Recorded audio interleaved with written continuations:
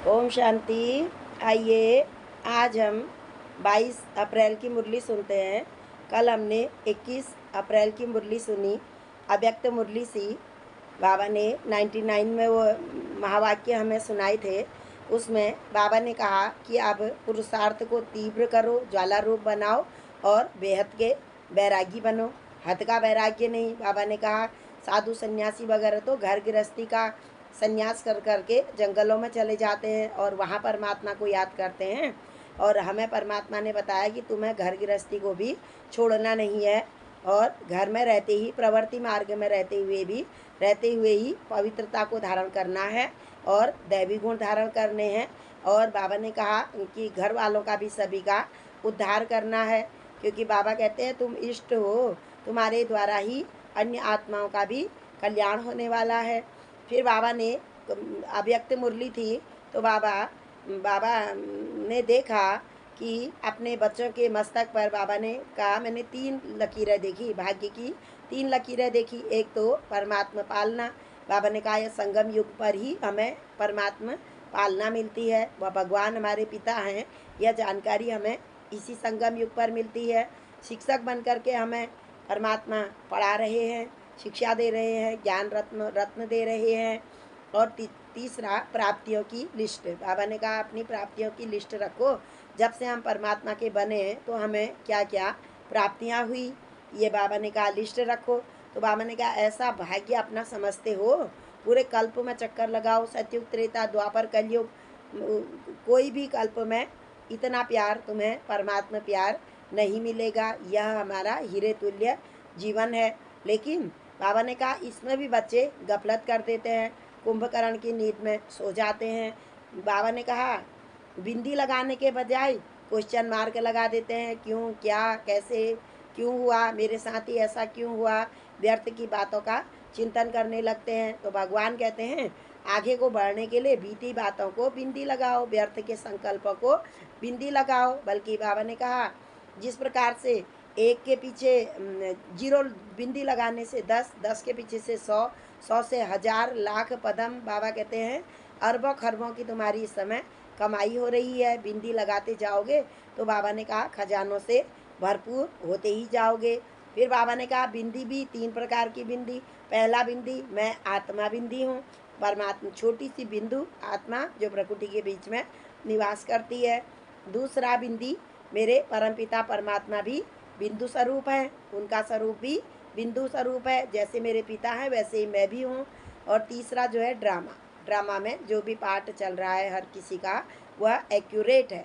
तो बाबा ने कहा इस पर पूरा निश्चय करो और बिंदी लगाओ और आगे को 21 जन्मों के लिए अपना भाग्य बनाओ। ये कल हमें हमारे परम पिता परमात्मा ने हमें 21 तारीख की अव्यक्त मुरली में बताया।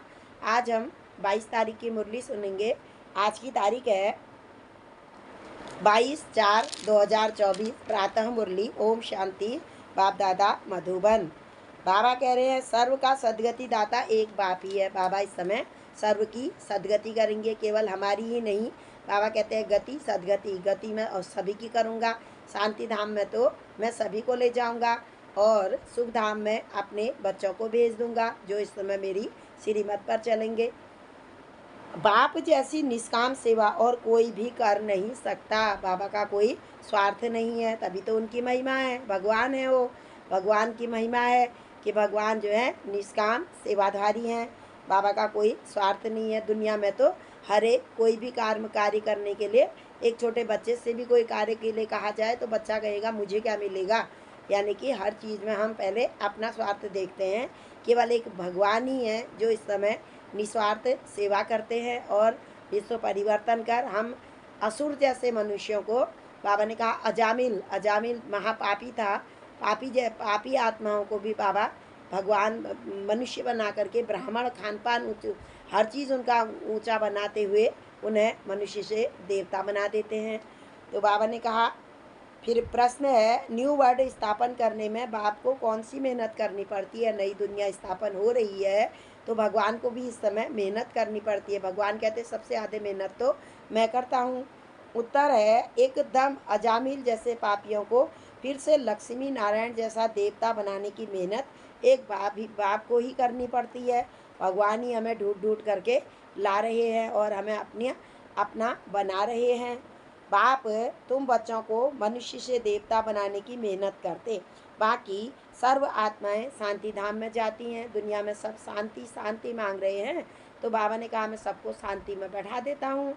हर एक को अपना हिसाब किताब चुकतू कर लायक बनकर वापस घर जाना है। बाबा कहते या तो योग से चुकतू करो या फिर भोग से चुकतू करो।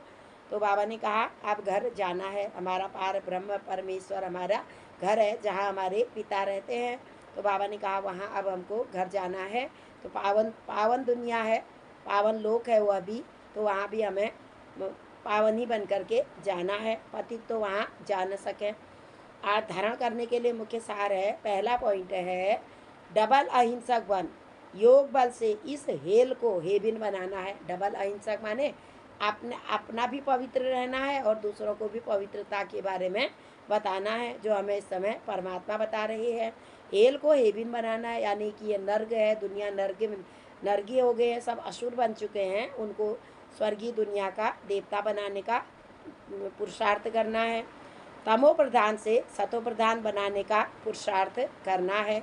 दूसरा है एक बाप को पूरा पूरा फॉलो करना है। केवल एक भगवान को ही देखना है, भगवान के ही श्रीमत पर चलना है। बाबा ने कहा तुम ही ने कहा था कि भगवान आओ, जब आप आओगे तो हम आप पर ही बलिहार जाएंगे। हम ये भक्ति में गाते आए, तो भगवान तो धरती पर अवतरित हो चुके हैं।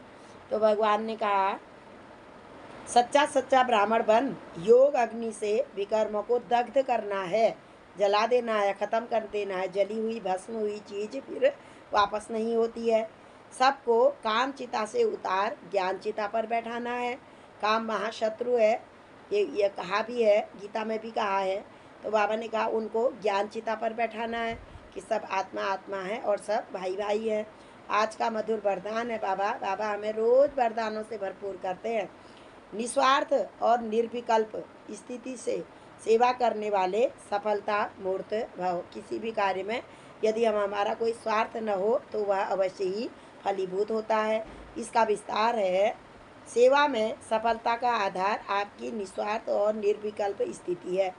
इस स्थिति में रहने वाले सेवा करते स्वयं भी संतुष्ट और हर्षित रहते और दूसरे भी संतुष्ट रहते।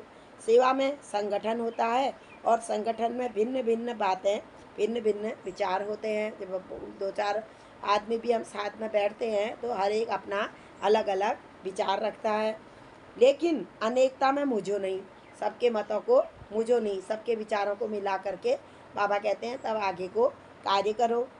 ऐसा नहीं सोचो कि किसका माने किसका न माने।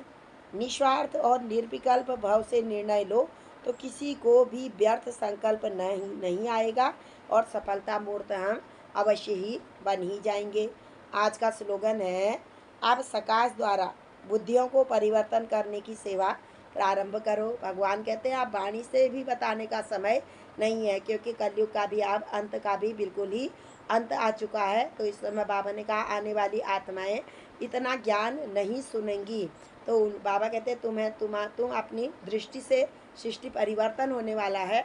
तो बाबा ने कहा उन आत्माओं को शुभ भावना और शुभकामना का सकाश दो। और ये वाली सेवा अब भगवान ने हमें श्रीमत दी है कि अब ये वाली सेवा प्रारंभ करो। अच्छा, ओम शांति, ओम शांति, ओम शांति।